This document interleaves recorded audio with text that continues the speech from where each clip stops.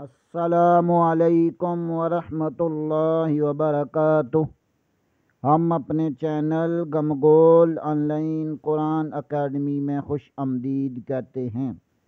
اللہم صلی علی محمد وعلی آل محمد کما صلیت علی ابراہیم وعلی آل ابراہیم انک حمید مجید۔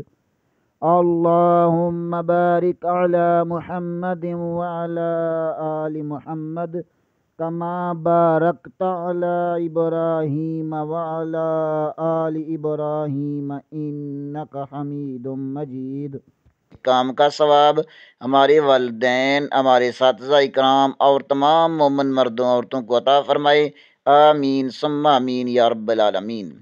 اعوذ باللہ من الشیطان الرجیم، بسم اللہ الرحمن الرحیم۔ آؤ تجوید سیکھیں کہ سبق نمبر 5 حروف مفردات کے ادائیگی مخارج میں ہم آج مخارج نمبر 3 کی مشق کریں گے۔ مخارج نمبر 3: تا، دال، تو، تا، دال، تو۔ زبان کی نوک ثنائے علیہ کی جڑ سے لگے تو تا، دال، تو ادا ہوتے ہیں، یعنی زبان کو الٹا کر کے سامنے والے دانتوں کی جڑ سے لگائیں تو تا، دال، تو ادا ہوتے ہیں۔ زبان کی نوک ثنائے علیہ کی جڑ سے لگے تو تا، دال، تو ادا ہوتے ہیں۔ آئیں پڑھے گئے مخارج کی تجوید کے ساتھ ادائیگی کر لیتے ہیں۔ الف، الف، با، با، تا، تا۔ آئیں پیچھے والے اسباق کی دہرائی کر لیتے ہیں۔ سبق نمبر 1 میں ہم نے تجوید کا تعارف پڑھا۔ سبق نمبر 2 میں ہم نے مخارج اور مخرج کی تعریف پڑھی۔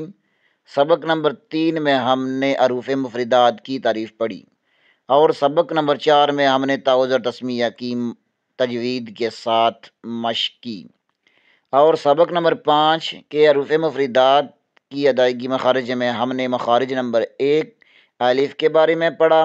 الف منہ کے خالی حصے سے ادا ہوتا ہے۔